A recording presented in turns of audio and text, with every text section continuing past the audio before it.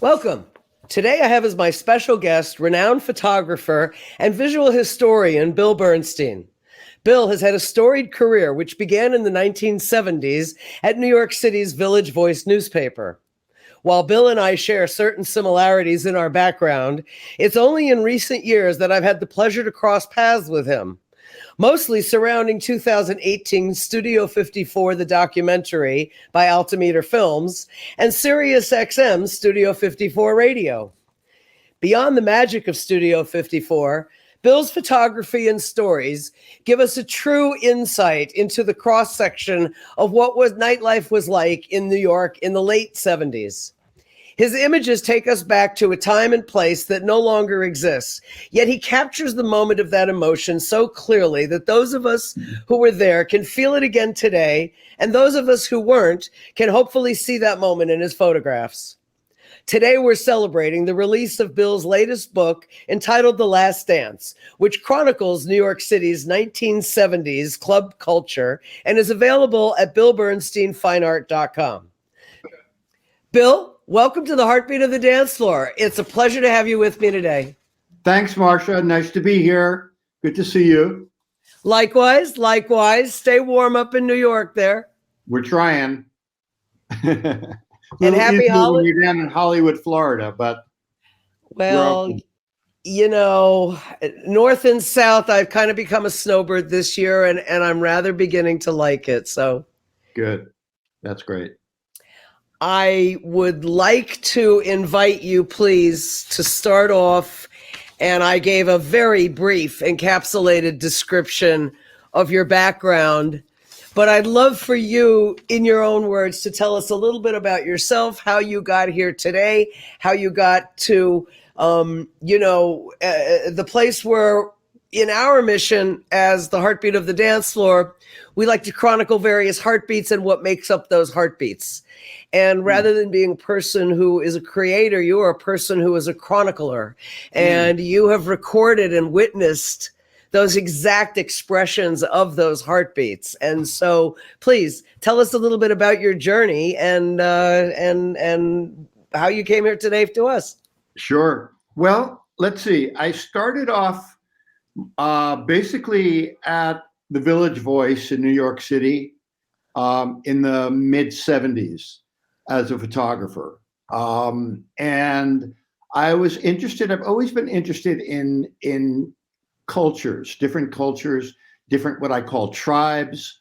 And I kind of think of myself, I like to think of myself kind of as an anthropologist in a sense. Just always been interested in different people from different places. So I started off, at the Village Voice, and I was primarily covering events that were happening around New York City. I would get assigned to photograph theatrical pieces, a lot of portraiture artists, that kind of thing. And one night I was assigned to go to Studio 54. And I was interested in that because Studio 54 opened up in 1977, and it kind of became an overnight success, I would say. Yeah, that's an understatement. That's an understatement. And I remember that, like, one night tuning into my favorite radio station, which was a rock and roll station, and all of a sudden it went to 24-hour disco. And that was about the time that Saturday Night Fever, the movie, came out. And as you walked around New York City, and windows were open, and all you could hear was the soundtrack from Saturday Night Live, the Bee Gees soundtrack. So it was just like, it just overtook New York City, and I'm sure the rest of the country, this whole kind of disco phenomenon that happened. And that's when Studio 54 opened. So I was very interested in it as an anthropologist. What is this new culture that, seems to be penetrating the airwaves and the dance floors and that kind of thing. So when I was sent to Studio 54 that night, I was really interested to see what it was all about. And so the event was was Lillian Carter, the then President Carter's mother, who was being honored for some work that she had done in India. So it was like an awards dinner. So I had no idea what to expect, really, because, this was all new. And I was basically kind of an old hippie, I guess.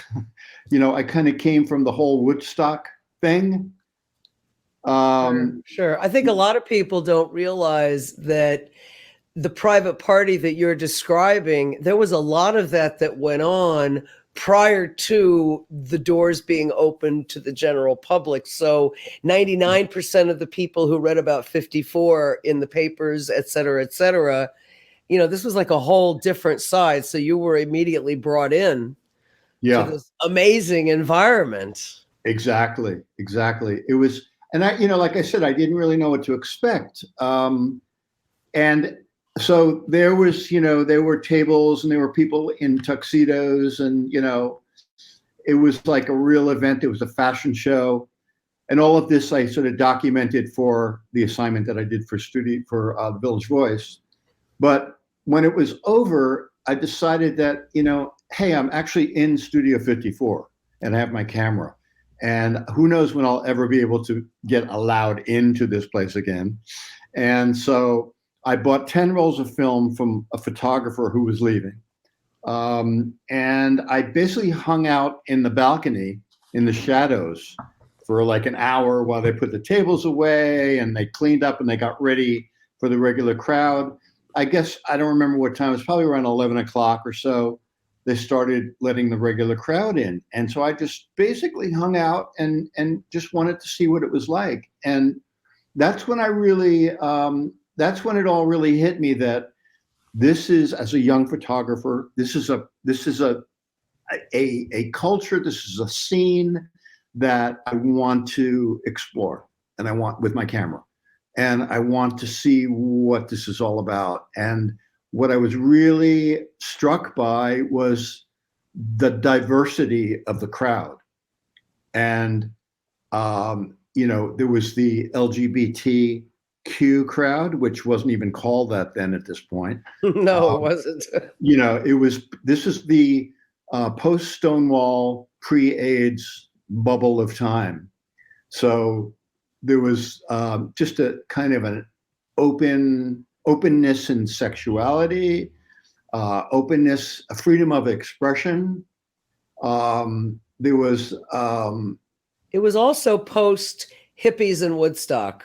Yeah. Which also transformed many of the attitudes and mores that allowed for this crisscross openness. I mean, yeah, it wasn't just in the gay community that infiltrated it. This permeated, I think, a lot out of the Woodstock culture.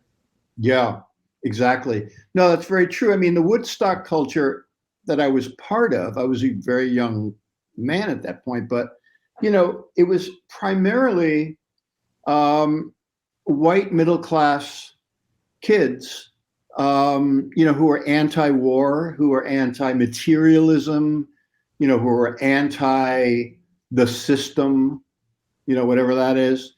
It was that kind of culture. And if you look at the movie Woodstock, most of the people you see are white kids, Exactly. And we had our uniform, the work shirt and the blue jeans, and so as diverse as we kind of thought we were, I guess, at that point, it wasn't really so diverse. No, but that also did lead to that sex and drugs and rock and roll kind of all being rolled together into that one envelope, which, I mean, it also permeated into the New York nightlife scene that we're talking about today, in that it allowed for that intermingling, that ease of, I mean, it did. Just because you were a gay person or were in an environment, Studio 54 had an environment that encapsulated sex and drugs and rock and roll, except it changed it to sex and drugs and disco. Yeah, exactly. That balcony was a very different environment come 2:00 in the morning. The infamous balcony, yes. Indeed. Yeah, Indeed. it was definitely infamous. And those green curtains that flank the upstairs bar. Oh, what went on behind there? Yeah. Yeah. Well, it was a very open time, and it sort of evolved from the Woodstock hippie era, into something different. Things evolve. Things are always evolving. And you're right. It culminated with AIDS. That totally changed perceptions and mores, which of course filtered down to a whole other conversation. But yeah, I mean, I think that these years were a pinnacle of expression, of freedom, of artistic expression across multiple disciplines. Yeah, exactly. And if you look at, I'm sorry, go ahead. No, I was going to say, and there was cross-referencing. There were some people that were the same people that I saw at Haraz, that I saw downtown at Danceteria, that I saw at Paradise Garage, that I saw at a private club, that I saw at 54, that I maybe saw at the Funhouse, which was yet another different club, on and on. Yeah, exactly. And I ended up covering a lot of those clubs from the year 77 to basically late 79. I'm going to throw up this graphic of your latest book, which covers the 70s, yes? Yeah, and covers these many the 70s.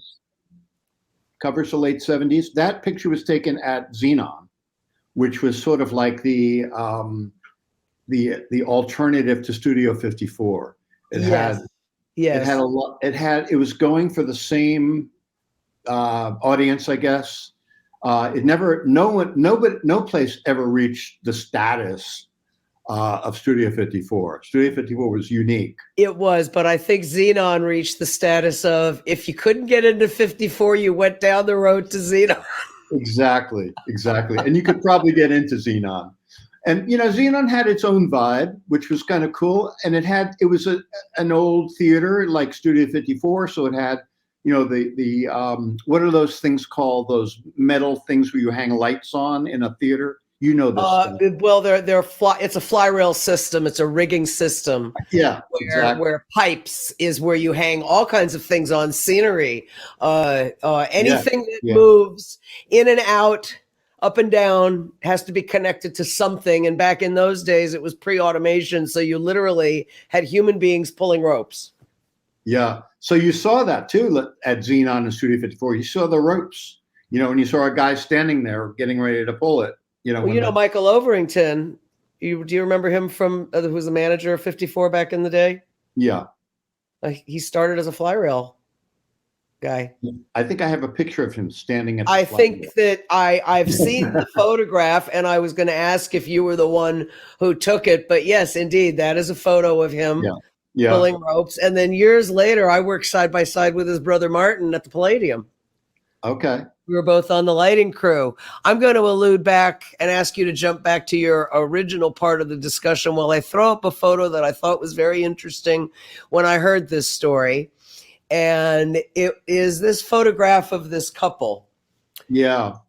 And I'm going to let you tell the story. And that was one of the very first photographs that I took my very first night at Studio 54. After that party with Lillian Carter, the private dinner party? During that party. Actually, no, I'm sorry. That was after the party. That's when the regular crowd started coming in. Yep. I got the shots that I needed of Lillian Carter, and she was sitting next to Andy Warhol and Robert Mapplethorpe and all these people. And it was quite a mix of people. It was really interesting. But so then I hung out, and then the regular crowd came in, and that couple was part of the regular crowd. And I asked them if I could photograph them, and they said, sure. And I took maybe one or two photographs, and that was one of them. That was the cover of the last book I did before this book. And as I was shooting them and thinking about what I was seeing, I just was struck by their look and vibe. And I thought of the movie Cabaret. Indeed. Okay? And with gender bending and, just the whole underground scene, the whole underground.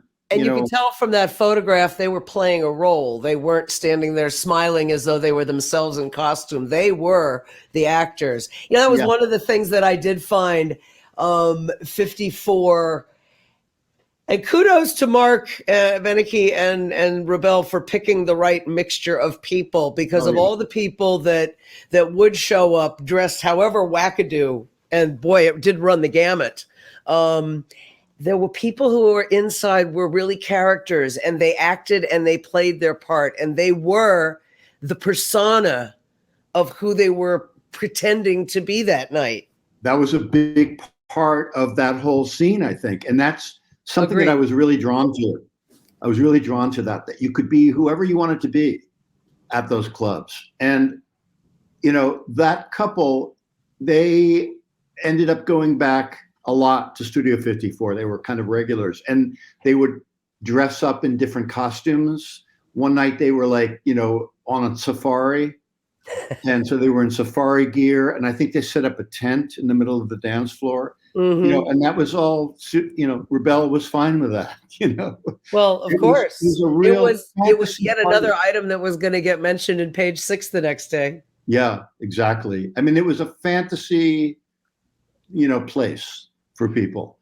And, you know, as many celebrities as there were that showed up at Studio 54, I actually decided that first night that I was really interested in those people, like that couple, people who like were living out some sort of a fantasy at this club, and it was okay to do that. And they were New Yorkers. They were, you know, probably many of them were just unknown people, but that they lived for that scene. And to me, that was what was really, that's what I gravitated towards with my work, that anthropological study, because honestly, everybody, you know, everyone was shooting the celebrities.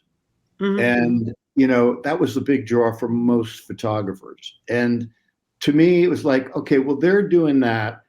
I don't know if I have anything to add to that, you know, as a photographer, because they're doing it, you know, so let them cover that. And it's all fine and legitimate and great. And I'm glad that it's there. And I'm glad we have that as a record.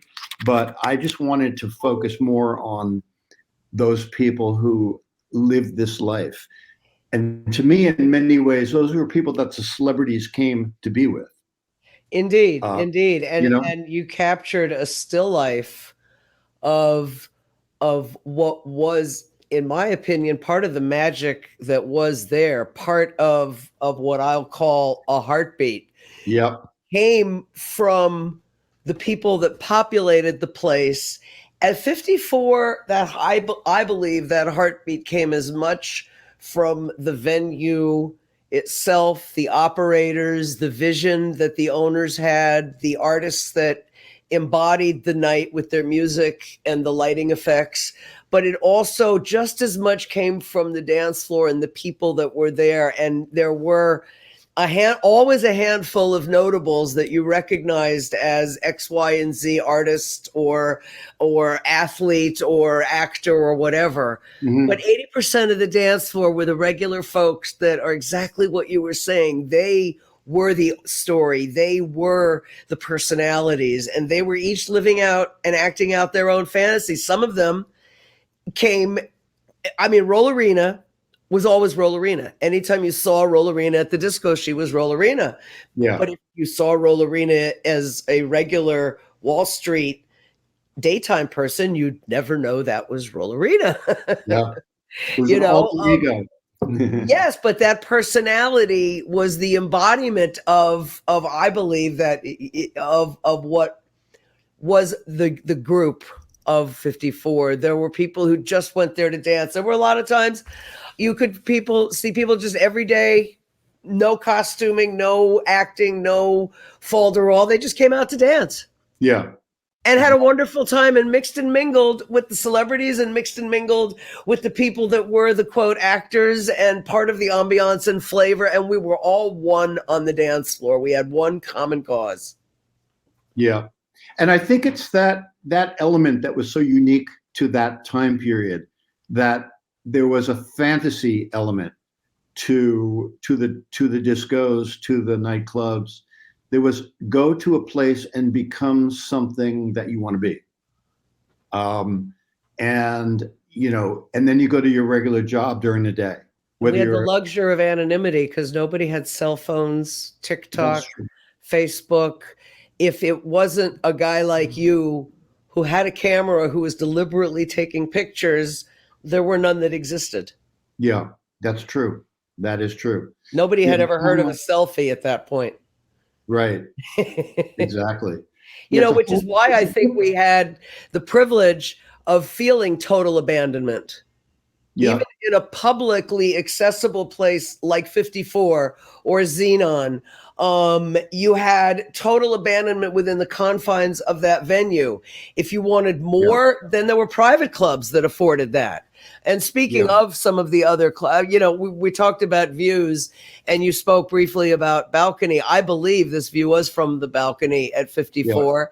And it just shows that this dance floor is its own universe and everybody is equal on it.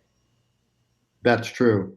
That's true. I mean, there are a couple of elements in there that I love, which is, I mean, first of all, just the variety of people on the dance floor in a lot of the shots that I did like this, just the whole range of people. But also the fact that, a couple of things there, that was, the dusty lights that you see there. I mean, that was an old theater. That was just an old, like TV studio. It was a CBS TV studio before the guys converted it to the club. Exactly. And then conversely, we have this beautiful distant shot of the crowd as a very democratic space, if you will. Yeah. And then we get into the personalities and how you, again, captured that moment in time. Here it is, that same total abandonment, but we're seeing faces connected with it. Yeah, exactly. I mean, I see the ecstasy of people just being in their space and sharing their space with the person around them. And you shared a dance with the people you were dancing with, and you shared the same dance with the people you didn't know. And it might have just been a fleeting moment, or you might have begun a fabulous lifelong friendship from that dance. Exactly. And, and with the celebrity element there, I mean, celebrities would dance on the floor and people would just kind of dance next to them and end up dancing with them and then floating off. And, it was just a very open, unique environment to spend a lot of time. And when you said the ecstasy of it, I mean, it's the ecstasy and the ecstasy of those places. I think back then it was the ecstasy and the cocaine and the 714s. Yeah, the 714. Yep. And all of that, the poppers at places like Paradise Garage, which we can talk about too. And to your point of celebrities wanted to be innocuous when they were on that dance floor, and they were treated as though they were innocuous. And I think that's part of what the gravitational pull was that brought them to 54. I do too. They wanted to go out and be and have a really good time with people, not just their hired staff and like people, their friends, but regular people. And I think it gave them a chance to do that, And New York has that quality too, about how, you see celebrities a lot on the street in New York City, and the thing is, the cultural rule is you don't really bother people. You don't run up to them and ask them for their autograph. You just go, oh, cool, there's Bruce Springsteen, or there's, Alston or whatever, And I think that applied at the discos too. Hey, I know who you are, you know who I am. Let's just be cool and have a good time. Exactly. I think you're absolutely right. And I think that attitude of basically ignoring is exactly why celebrities feel comfortable walking through the streets of New York. Yeah. And just being people. It's one of the few places where they can just be people. It's true. It's true. It's one of the things that makes New York really special, Indeed. Yeah. Indeed. But so that was really, for me as an anthropologist with a camera, what was so interesting about that club culture back then, and that you could push it. It just kept getting crazier and crazier almost, as it went on, as people understood that, kind of the wilder you get, the better. Well, then we talked about other clubs and talk about crazier and crazier. It was a club called Gigi Barnum. And as you can remember, Gigi Barnum, wasn't it the Boom Boom Room? And it was themed after Barnum Bailey's Circus. And they had trapezes and they had craziness there. And you're right. Each club tried to outdo the other one in what they could do to be a little more over the top than their predecessor, than their neighbor, to attract either the same crowd or even a different crowd. You mentioned earlier, I'm sorry. Gigi's Barnum Room was really one of my favorite places. And, it started off as the Peppermint Lounge, the original Peppermint Lounge, where the Twist started. Chubby Checker and the Twist. Yeah. It started there, and then in the late 50s, early 60s, and then it evolved into a couple of other clubs, a club called Hollywood, and then it evolved into Gigi's Barnum Room, which was really a trans club, transgender men and women. I call it a haven, because it was really a judgment-free environment for that, that population. And, they might have been scared to walk around New York City in drag or, as trans, but, and rightfully so, because it was, that was a scary thing for those people back then. But once they were in this club, they were perfectly safe and they kind of ruled the roost. So it had that vibe to it. It was a great after hours kind of place. After you finished at Studio 54, you stop off at Gigi's Barnum Room or any other. Wasn't it in the high 40s? Wasn't it in Times Square area, if memory? Yeah. Not too far from Xenon, right? Yeah, I have Midtown area. I talk about it in my book, because it was one of my favorite places, and I met and talked to some interesting people there, and like that picture actually that's a trans woman there, and I think her name was Angel, but I'm not 100% sure. But this is at Xenon. But it was a very interesting population to me. And I met a number of trans men and women. And to me, that was, as a Jewish guy from the suburbs of New York, that was a whole other world. And, tell me about it. And an interesting world to me. Their lives were really, about being who they really felt they were inside, and at the risk of their lives, basically. Did you ever go to Infinity back then? Infinity? Mm-hmm.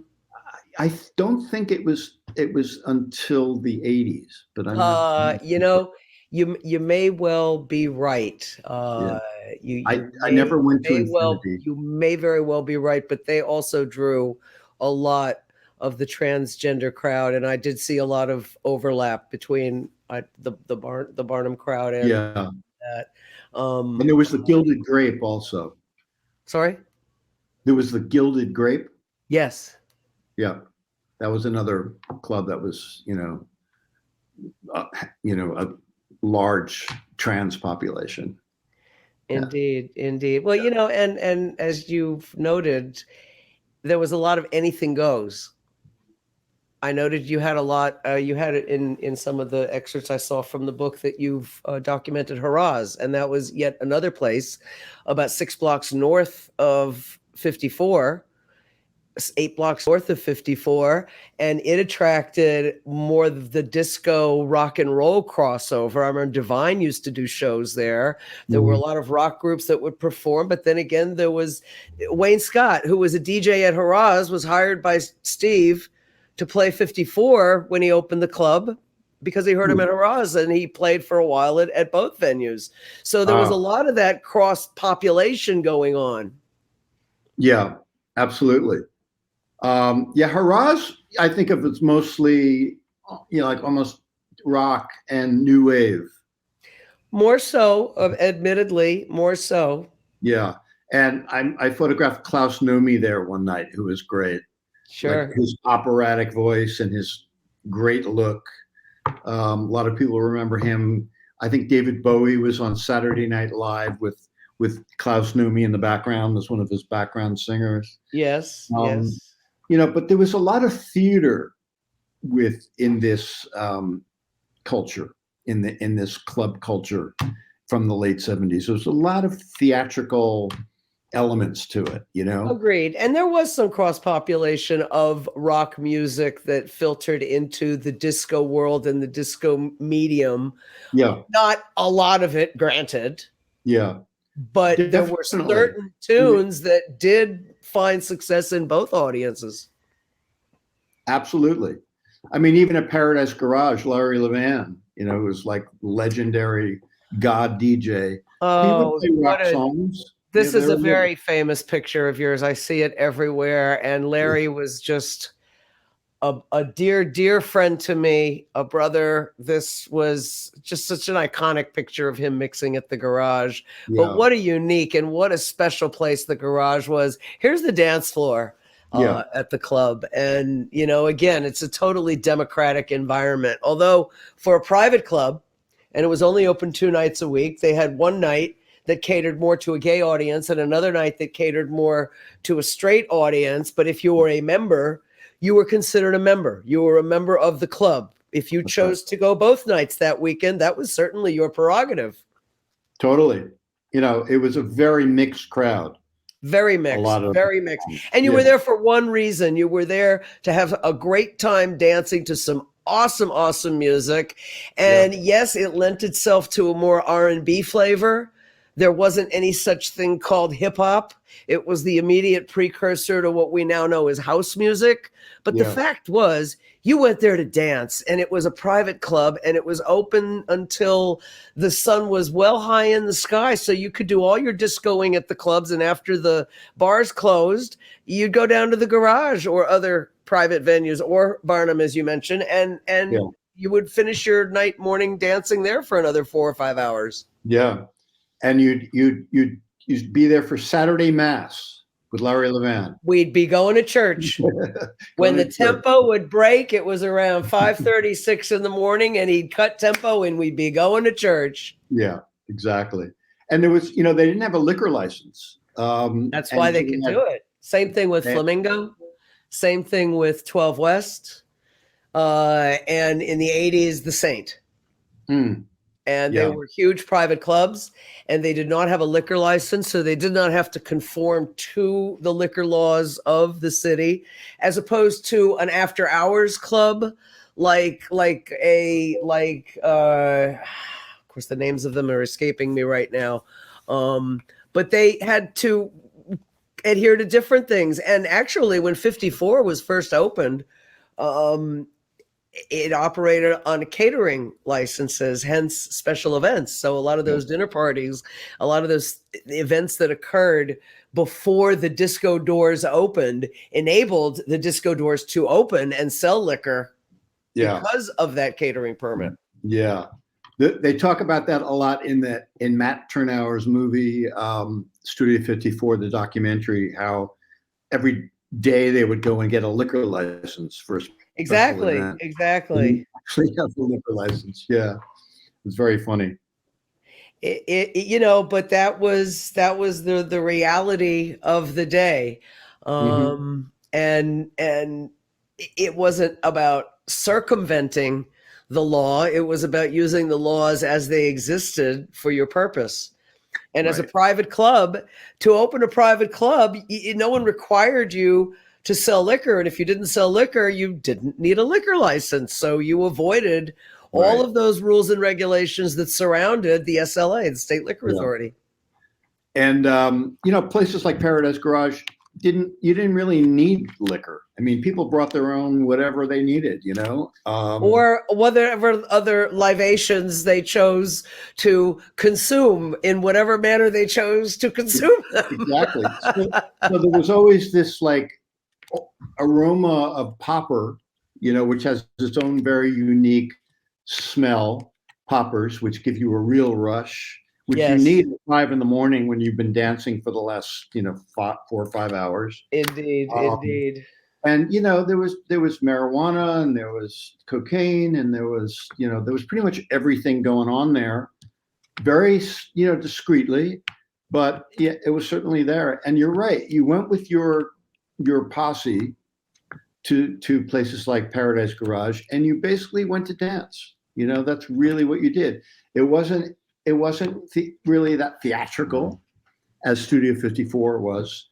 Part of the draw of Studio 54 was the changing scenery and the lighting and all that kind of stuff, which was its own unique universe. And the But C and B scene aspect of it as well. what's that? Say it again. The C and B scene aspect of 54, a place like 54, as opposed to the private clubs where the purpose was a little more pure, if you will. Yeah, exactly. It was purely to dance and sweat and, you know, and that kind of thing. And, you know, so they were different. And then you had the Mud Club, which was really the anti-disco. It was the, you know, it was the antidote to Studio 54. You know, it was the downtown art community, artists. It was, you know, it was new wave, no wave, you know, anti-disco. Beginning Whatever. of punk too, wasn't it? It definitely beginning of punk, you know. And it was fun. It was a whole different environment that was 20 blocks south of where I lived as opposed to 20 blocks north of where I lived in the same city. Right. And it was a completely different environment, but it was just as creative, just as expressive, just as artistic. Totally. And just as wonderful. Yeah, totally. Totally. I mean, they had live performances there. They had a great sound system. They had a great DJ. You know, it was just a whole, if you compare the two, just in terms of like their entrances, Studio 54 had this big marquee.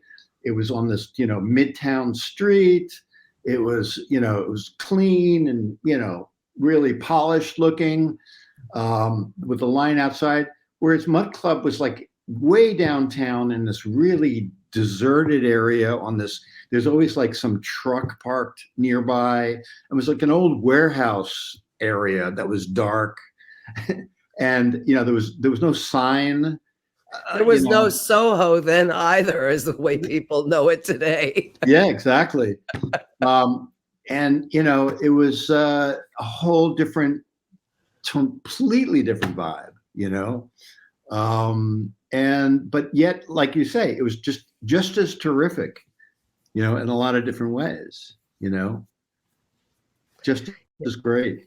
The diversity of New York City back then, I'm so blessed that I was there for all of that, and right in the thick of it, and just so grateful that the universe pulled me there into the right moment in time that I was able to firsthand experience it, because it was pretty amazing. I think in many ways, a renaissance period of our culture. So many things, both negative and positive, I think sprouted from the 10, 12 years of the 70s into the early 80s. Yeah. And if you look at it, you know, it was a time in New York City when, you know, Ford to New York dropped dead. You know, New York City was economically like on the verge of bankruptcy. You know, the police department and the fire department were understaffed because of the economic situation. So the economy was in the toilet then too. What's that? The economy was pretty much in the toilet then. Oh, it was totally in the toilet. And, you know, buildings would burn down in the city because there weren't enough fire people to get there. You know, the crime was really high. But, you know, and you know, there's a documentary on Netflix about that time period, and the mafia was really heavily involved in running the city at that point. And just about every nightclub venue that existed on one level or another had their thumbprint on it. Exactly. Whether it was obvious or under the current. I don't think there was any one venue that was 100% exempt. Yeah, exactly. It felt, I mean, the city felt a little like a war zone back then, you know? Well, as Dickens said, it was the best of times, it was the worst of times. It's the kind of worst of fun. It's true. It's very true. You know, and so what happened was, rents became very cheap. It was like Berlin, when the wall came down and East Berlin opened up, and artists from all over the world, flocked to Berlin in like late 80s, like 89, 90. And so New York was a lot like that in the 70s. And so what you had in New York was some of the most creative and talented people in the world living here. If you look back to that time period. In many disciplines, in multiple disciplines, you're absolutely right, Bill. I mean, just pick photography, painting, drawing, fashion, music, theater, you name it. Yeah, writing. Exactly. I mean, it's been talked about and documented and all that kind of stuff. So it was a really unique time period, a bubble, in my opinion. And and I was just starting out as a photographer then too. So it was like the world was just opened up to me in New York, and this whole thing became like my personal project because it was so unique and so interesting. And I didn't know where it was going to end or how it was going to end or if it was going to end. But it just seemed to be, every day was a new day and a new club and a, new place to go. And, and so what I feel is that when the AIDS crisis, which basically it became a crisis, but before that in the 70s and probably in the 60s, it was the gay cancer, and people were dying. Had it even come to our attention before maybe 78, 79? I'm not an immunologist, but just from my own life experience, what began being called, quote, gay cancer was around 79, 80. And that was the beginning of the whole HIV thing. Now, I wasn't in New York in the 60s, nor did I even know really what gay was. So I can't speak to that. I can only speak to my own personal experience. But yes, it was very horrible at that point in time when AIDS began and nobody knew anything. And it was being called the gay cancer. And I know that if you went to a club, there was a moment in time in 1980, 81, when no one knew what caused it and everyone thought it came from poppers. And you were vilified if you opened up poppers inside of a club. Because everyone thought, well, that's where you get it. And nobody had any knowledge on it. And the only people that seemed to be dying were gay, hence gay cancer. And again, we're getting into a whole sociological thing, which definitely colors our conversation because it changed the world post 1983. Yeah, totally. It changed the culture, it changed the city, it changed clubs, it changed people's mores. You can have a pre and a post line of demarcation as to how this one thing ultimately changed a culture and the world as we know it. And what we're focusing on, at least for the context of the book and our conversation, is all of that New York City represented, not only to ourselves, but to the world, as a petri dish of art and culture. Yeah. And creativity. Absolutely. Absolutely.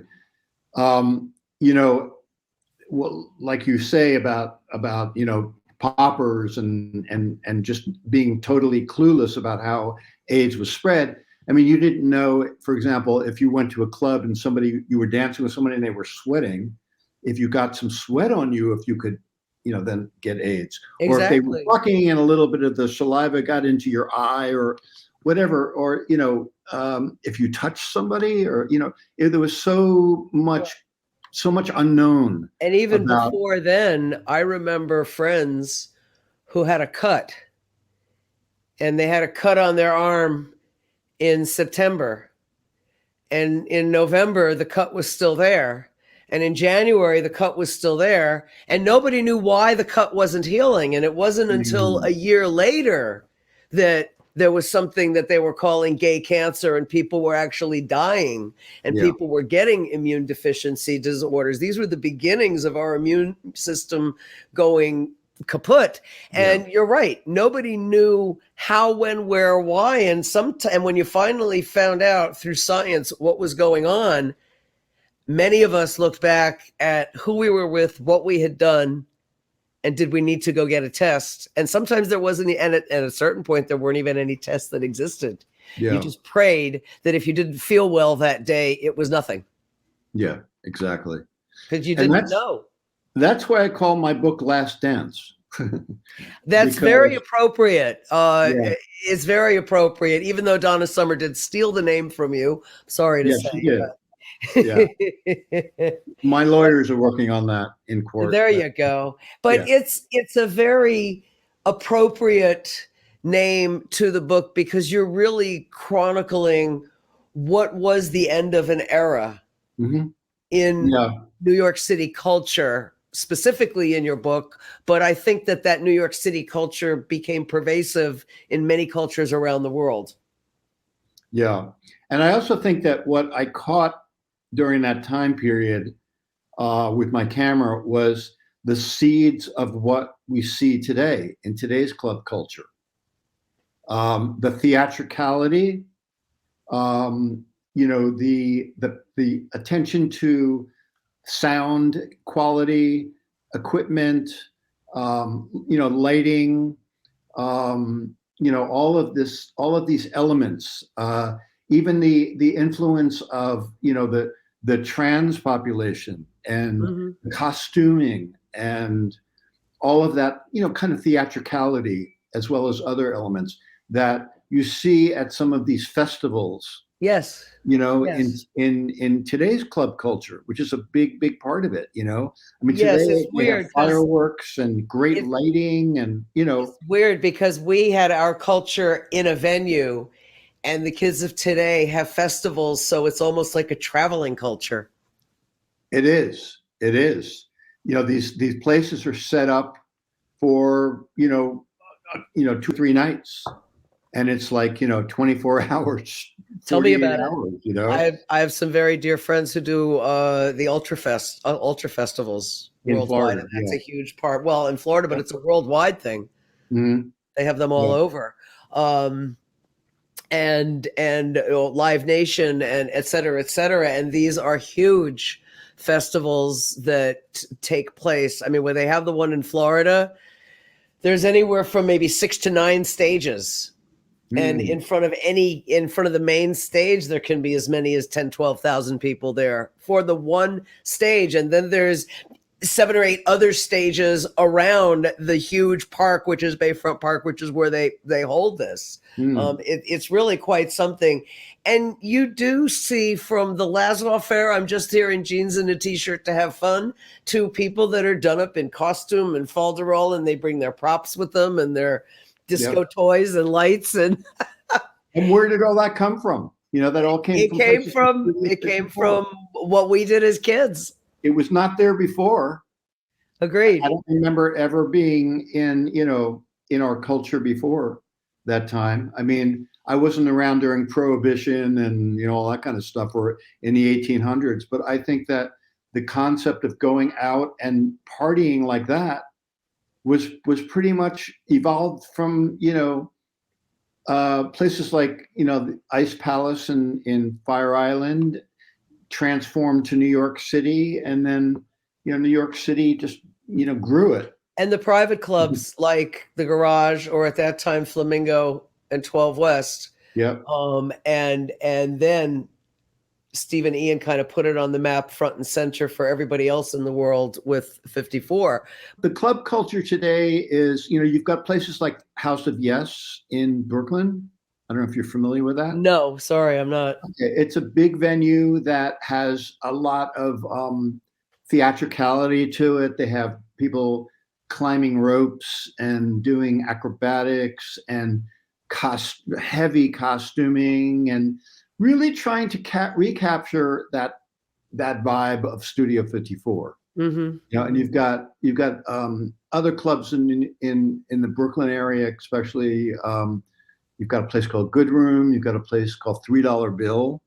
I've heard of $3 Bill. They have events, you know, almost every night, you know, and it's really capturing, really recreating that energy from a lot of the clubs during this time in New York City, you know. What I find is so interesting is the resurgence of this. Obviously, we were onto something real back in the 70s, and it was tangible enough to have withstood the test of time. Yeah. But certainly since we've celebrated anniversaries like the 40th anniversary of the opening of Studio 54 and the proliferation of that bygone era by medium like Sirius XM and the Studio 54 radio channel and the documentary and other various things. And then you have a club culture of 2 generations later, kids that are embracing the very concept of the same things that we embrace. So clearly there was some staying power to all of that, I would think. Yeah, I mean, it was a fun time. You know, yeah, it sure was. It was an adventure. And it was fantasy, and it was all these things that are important to a good time and humanity, you know, and things that you know people want to do, you know. And so, like, disco music evolved into house music from the Warehouse out in Chicago, Frankie Knuckles, and that evolved into EDM. Did you know Frankie in New York? I didn't know. Oh, I knew him. I used to see him a lot at the Garage. I knew him in New York from, you know, his 70s time here. Yeah. And he got recruited to go out to Chicago. Exactly. Yeah, the Warehouse. Exactly. But, so you know, and sort of no disrespect to Frankie or house music and what he created in Chicago was totally viable, but it was really a mirroring. I do believe that the Paradise Garage was the inception of much that followed. And you know, when you look at club history and when you look at the anthropological aspect of all of this, which fascinates me, Bill, we do see that there are distinct lines between certain cultures of today that draw back to where we were back then. And, you know, how wonderful that you had the insight early on in your career to pull in every facet of your surroundings into your photography, you know, and whether this was an intended result or just a wonderful result of cumulative efforts, you know, your perspective is wonderful. It was really a wonderful result of cumulative effort. I mean, I was really just drawn into it and fascinated by it, and it was just right at my doorstep. So, you know, and I was just starting out as a photographer, and I was looking every artist, I think, is looking for their personal project, you know? And, your purpose in life. You're not getting paid for this, but it's something that, you know, you're drawn into and you want to pursue. And that was, you know, I was working for the Village Voice. I was working for some other magazines at that time for money. This was really like my personal project. And, you know, I had no idea where it was going to end up or if it was going to end up anywhere, you know? But I was drawn into it, and it really wasn't until years later, like decades later, that I looked at this work and I said, you know, there's something about this work that is really important and has relevance to today, you know, and that's when I kind of pulled it out and we did a book called Disco, the Bill Bernstein photographs, which was published in London. And that book is sold out, and you can't get it anymore. You can get it on, you know, I have a few copies around here, but people sell it on, you know, eBay and that kind of stuff for like $1,000, $800. Wow. You know? a $60 book. Impressive. And so I wanted to, and people would ask me, where can I get this book? And it's like, I have a couple here, but I'm not getting rid of those. Have you had any thoughts about going into production, doing another printing on it? Not of that book. That's done. That's over with. So that's why I did this book, Last Dance. Okay. I love it. Hold up. Last Dance. Anyway, so this I self-published. And so I spent most of COVID, going through my archives, looking for stuff that I kind of missed before. And this is what's available on your website. I'm correct. I'm running runner underneath at billbernsteinfineart.com. Yeah. I mean, I had that website set up for a while. And then when I did this book, I said, well, that's a perfect way to sell this book. Mm-hmm. And that's what I've been doing. And it's amazing to me because I worked with my assistant, Joe, for maybe 3 or 4 months, sitting there editing, looking at pictures, scanning new stuff to see what I had, culling through lots and lots of stuff, finding stuff that was with the idea in mind that I wanted to show today's club culture, the 20s, 30-year-olds today, where a lot of things kind of came from. It's almost like, to me, almost like a history book for today's club culture. Indeed. What you were saying before about our club culture and the beginnings of it, and granted, neither of us were around in the Roaring '20s in the era of Prohibition. Yeah. My take on it is that they did a hell of a lot of partying and acting out then, but the social mores of the day did not allow for that gender bending that we were more comfortable with post late 60s hippies, Woodstock, sex, drugs, and rock and roll era. That's true. But I think that within the context of what was allowable in that post-Victorian society, there was just as much wild shit that went on back then as what went on in 54. Oh, yeah. I'm sure it was as wild as you could get, Just the context of the mores were a little different. Yeah. You didn't have as much of the gender bending, or it wasn't quite as obvious. I think you're right. And I think the gay aspect of it, the gay culture, the queer culture, I think that was really underneath a lot of the what we experienced in the 70s, at club. They brought in a lot of the music.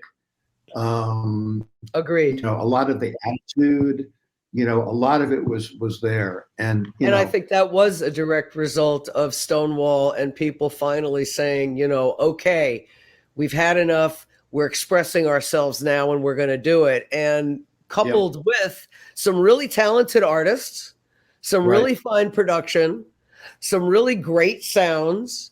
Mm-hmm. All of a sudden, you put the music industry on its ear, because here you had clubs that were playing records that were selling phenomenal amounts in record stores, and there wasn't a radio station that could track it. And record companies were like, how does this happen? Hence, how you began the show with your favorite rock and roll station one day playing disco. Well, that was kind of the result of that 70s club culture too. Absolutely.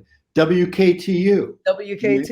Yeah, in New York. One day it's like, hey, absolutely. No more rock and roll. We're disco. And you, of course, remember WBLS and Frankie Crocker. He was a regular guest at Paradise Garage. I would see him there all the time. Yeah. All the time. Yeah. But yeah, WKTU, I mean, that became the disco radio show, and then there was only one rock station in New York, and that was 102 FM. Yeah, 102 FM, right? Exactly. Yeah, and then so then you had the disco music backlash. There was the disco demolition in Chicago. Yeah, where they burnt the disco records on the baseball field during the between games. Yep. And Stephen Ian went to jail. And, so by 81, right, like the way I see it is, who were the big stars for disco music? First of all, Donna Summer and Gloria Gaynor were like the queen divas during that time, and The Bee Gees had just had their reign. Two African American women. Yep, and the Bee Gees had their reign with Saturday Night Fever, but you also had Chic. Yeah. Which two African American men. And you're right. You had this amalgam where you had a chart in the music business that was not segregated the way there were rock charts, country charts, R&B charts. This was a unified chart. This was the dance music chart. Yeah, exactly. And it was African American primarily, and women. Predominantly. Yeah. Because it was R&B predominantly as a base. And, this was a time, when rock and roll was white men primarily, this was before a lot of the, before the Madonnas and the Billie Eilishes and, Oh yeah. Well, my personal feeling is that all of this stemmed from that early 50s rock and roll out of jazz into R&B culture. If there wasn't Motown and the sound of Philadelphia and Memphis sound, we wouldn't have had disco. It was a direct offshoot, and so many of the popular disco records, and I say that not as disco records, but rather as popular records that were played in the discotheque. Things like Love Hangover, things like the Detroit Emeralds, things like the Tramps. Those are R&B tunes. Yeah. They might have been disco-fied a bit, but they were R&B records. And then you had the disco producers, the Giorgio Moroders of the world, that took those footprints of R&B and then embellished them with all the electronica that was available that made them into the super sweet, ultra lush sounds of disco that we know Casablanca, for example, was so famous for. That when I did production of disco records, I mean, hell, we used orchestras and harps and all kinds of things because it was lush. Yep. That was definitely an element of the disco sound, the strings and that lush sound. And I guess that's what evolved into house without the lush sound. Correct. You took and out it relied more on its R&B roots. And you've just got down to the beat and the bass and, that thing and the R&B root, you're right. And stripped it away and it became house. And then, so that was basically, to me, that was the main, change between the disco sound and how it evolved. Indeed. And then you had these crossover, like West End Records, I think, is a perfect example of one of those crossover labels.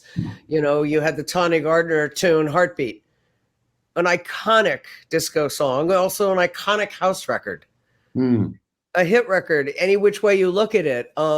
You had labels that did kind of have one foot here and one foot there. Artists that did the same. Yeah. I think one of the first rap records ever was Blondie. Right.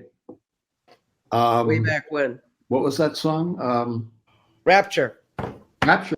Yep, that was it. Exactly. Crazy. No, that was one of the first early raps, if you will. Yeah. And Blondie is not known for being a disco diva, although she did have a few disco hits, including Call Me, which is a tremendous one and a movie theme. But she's really, I think, more known as a rock and roll artist than a disco artist, per se. I think every major artist touched on a disco song, from the Rolling Stones to AC/DC, Paul McCartney. Yeah. The Aerosmith. Sure. They all touched on something. They had to, Barbara Streisand had a disco record, for God's sakes. You're absolutely right. Every major artist.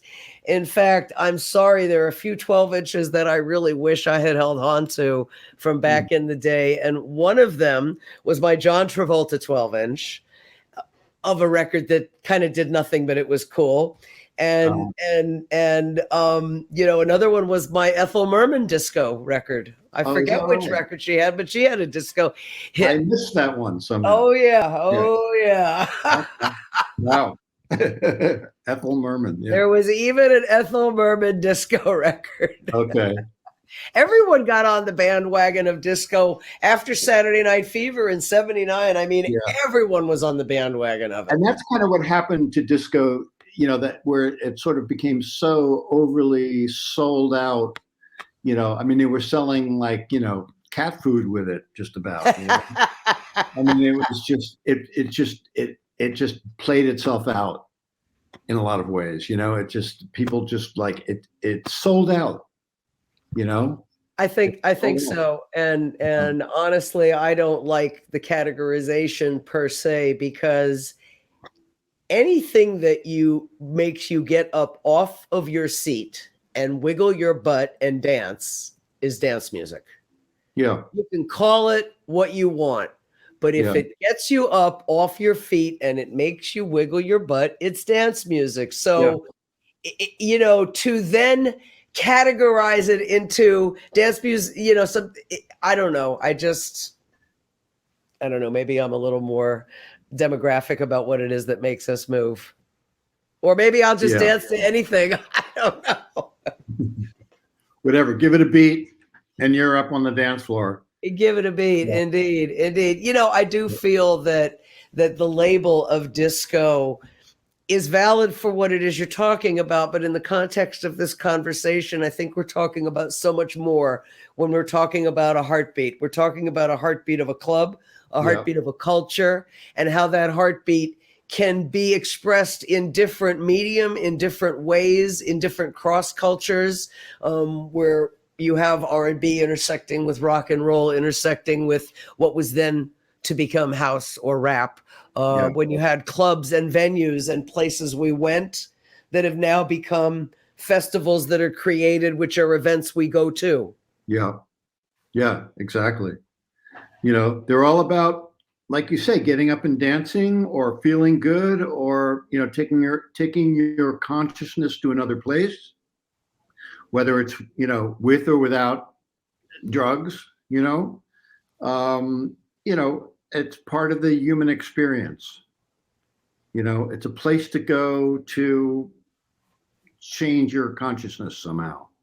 And clearly there is a need within our essence as human beings to have this contact, to have this experience as part of our lives. Otherwise, it wouldn't have endured through history, and certainly it wouldn't be alive today in the context that it is alive, that we've just commented on how we feel our culture has changed and morphed into the current culture. People have a need for this community. And through this whole COVID crisis and lockdown, and I have a lot of friends that are part of the live events industry and touring and concerts and whatnot, and we all know how shut down everything has been.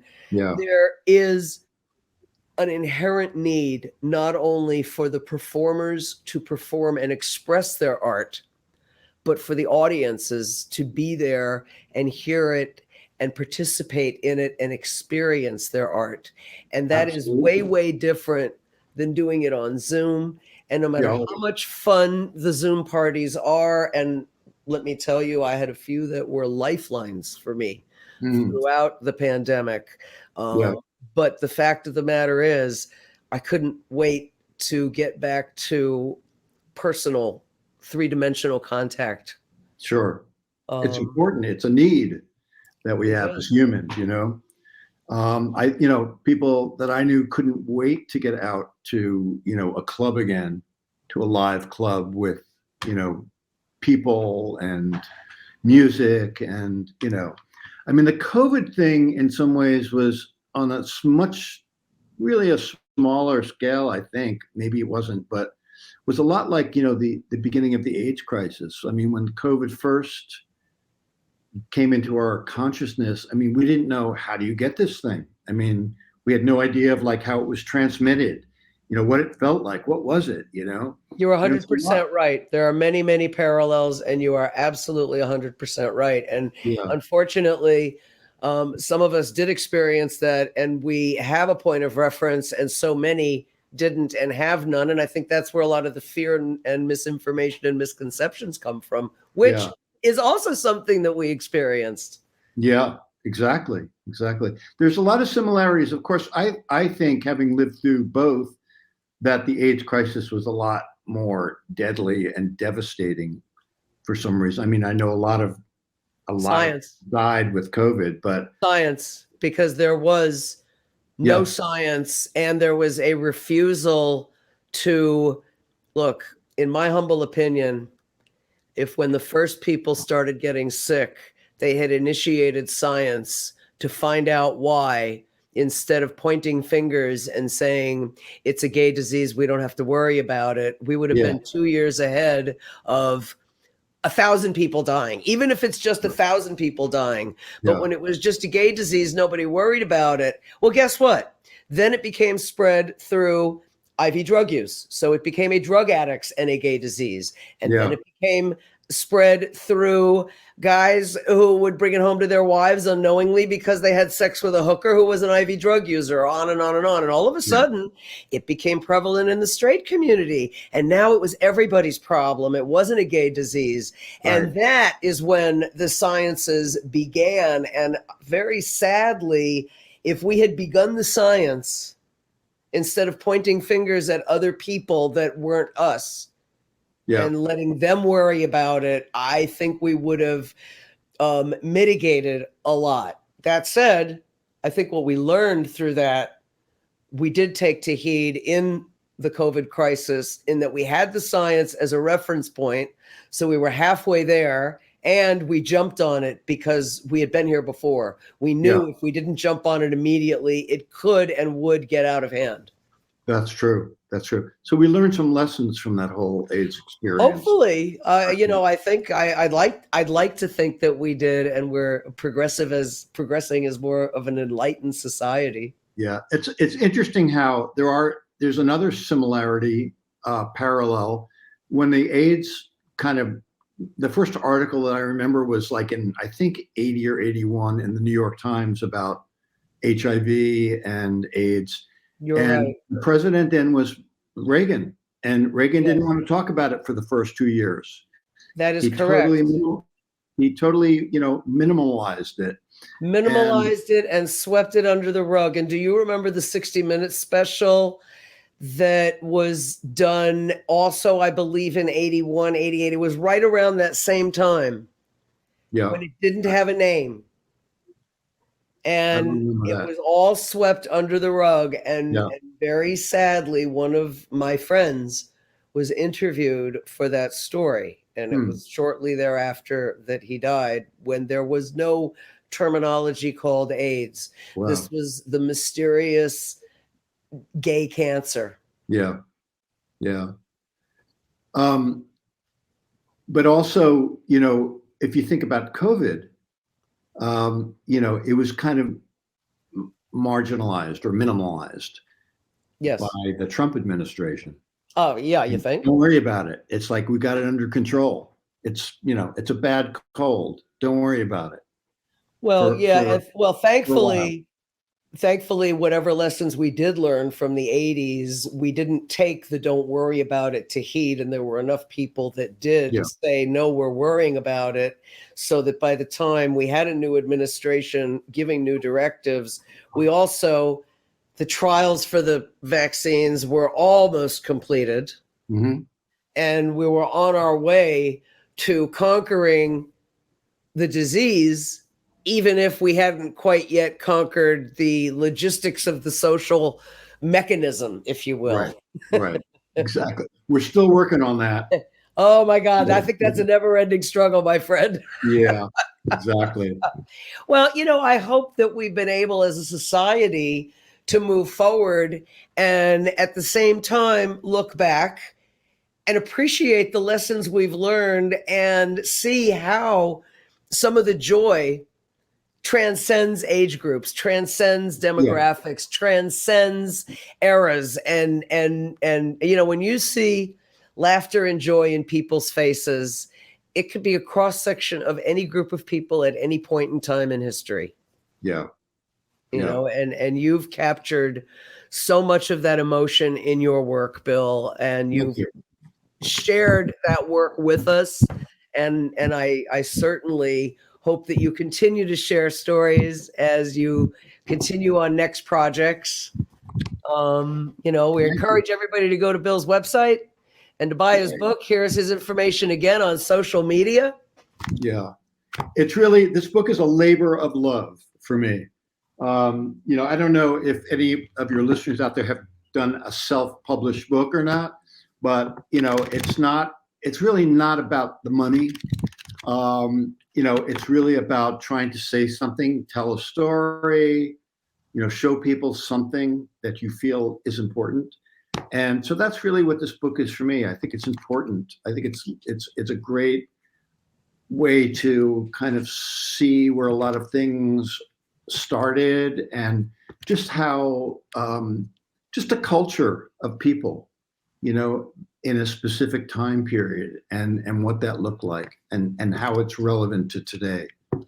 I think it's so relevant. And I think the fact that you were able to literally freeze time with your art speaks volumes. And it goes beyond the story you can tell, because the photograph itself is the emotion, and it is emotion evoking. And even if it's the front of the building with the two security people standing there, the front of that building tells you a lot about what's inside as well. Yeah, exactly. It's history. It's history. It's relevant. It's all relevant. It's very relevant. And if we don't know where we've come from, it's really hard to plan a good path forward and know where you're going. And I think that it's the essential building block of every human being, whether it's your own personal history, whether it's your family history and background, or whether it is just the history of your life. For me, at this age, the pleasure is firstly in being vertical and lucid and being able to remember all of this wonderfulness. Secondly, in being grateful that I was there at that moment in time when I was able to experience what the city was like. When I go to New York City now, Times Square is a completely different environment. Yeah. Completely different environment. Right. It's a different environment than when I did work in designs in the 90s and in the 2000s. And it certainly is different than what it was in the 70s. Oh, for sure. Personally, I miss the seedy element to Times Square. I think that it added color and character and flavor to the area that I just don't get with Disney characters. Or superheroes walking the streets. I don't know. I just think that there's something about New York City where that element of seediness must be part of the city. It's part of the city's history. Yeah, it's unpolished and uncombed and all that kind of stuff. I just saw Midnight Cowboy again. Oh, what a great movie! Gosh, that really documented the whole Times Square experience back then, I think.